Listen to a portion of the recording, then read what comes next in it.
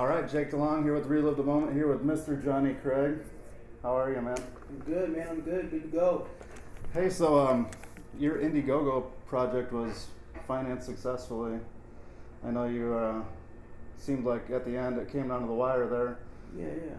How I guess what does that mean to you?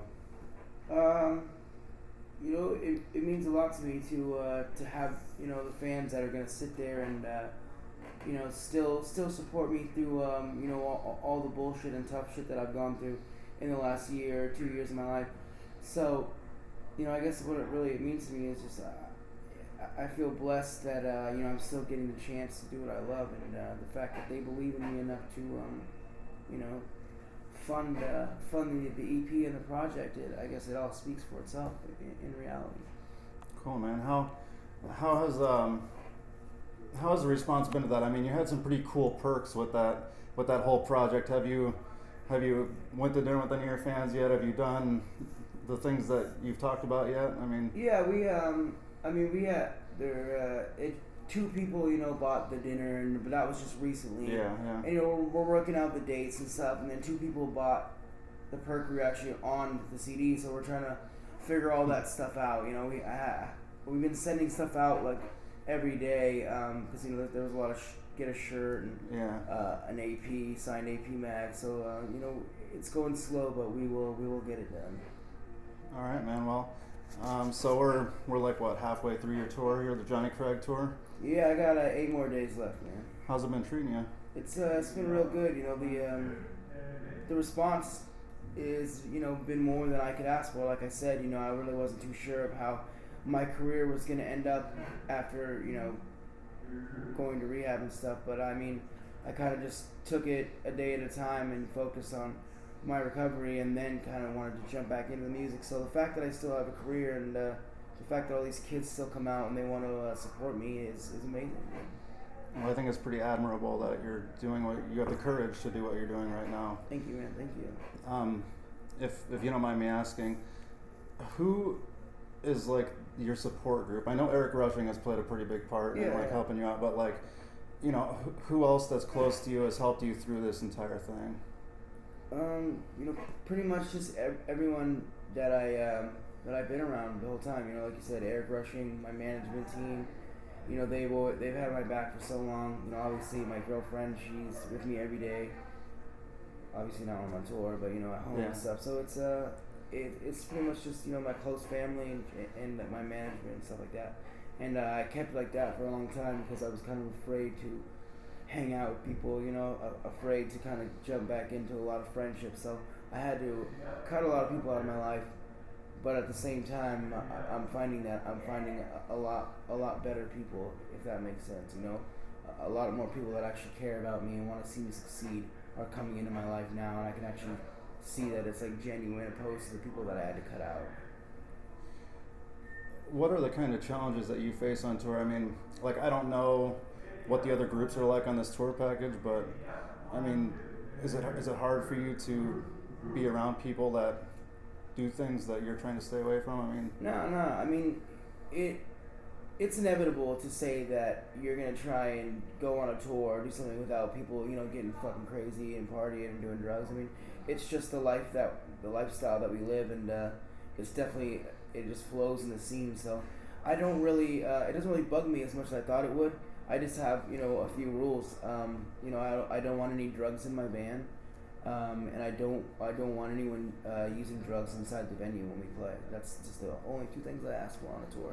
It's pretty simple, If you want to go smoke weed or whatever, that's cool. Just go to your van, go to your car, and it's been pretty successful so far. I mean, no one's really fucked that up. That's a good deal, man. I think that's a good policy. Yeah. I seen. That's why I asked. If you smell like weed or if it was the room. No, I'm straight edge, man. Have to have a talk with somebody. Yeah, but I've seen some of these bands. They're like, I think it was Chelsea Grin the other night. They tweeted something about people stop smoking inside the fucking venue. Like, you're killing me here, Yeah. And cigarettes or who knows what, but you know what I mean. It would be nicer if a lot more people were like you. Yeah, I mean, it's pretty simple, And I think obviously I can't stop fans and shit from smoking in there, but whatever. what's next for you after this? As soon as this tour's over, I'll go to Atlanta and I'm gonna start recording.